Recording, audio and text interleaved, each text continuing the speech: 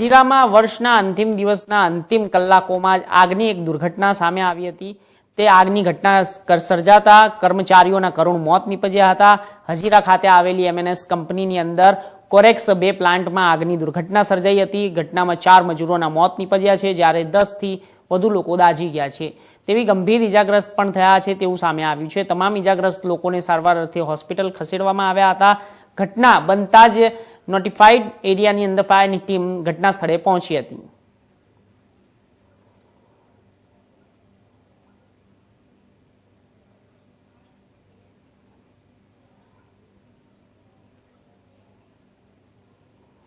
સુરતના હજીરામાં વર્ષના અંતિમ દિવસના અંતિમ કલાકોમાં જ આગની દુર્ઘટના સર્જાતા 4 કર્મચારીઓના કરુણ મોત થયા હતા અને આ સાથે હજીરા ખાતે આવેલી એમએનએસ કંપનીની અંદર કોરેક્સ 2 પ્લાન્ટમાં આગની દુર્ઘટના સર્જાઈ હતી અને ઘટનામાં 4 મજૂરોના મોત નીપજ્યા હતા, જ્યારે 10 લોકો દાઝી ગયા હોવાથી ગંભીર રીતે ઈજાગ્રસ્ત થયા હોવાનું પણ સામે આવ્યું છે। તો તમામ ઈજાગ્રસ્ત લોકોને સારવાર અર્થે હોસ્પિટલ ખસેડવામાં આવ્યા હતા।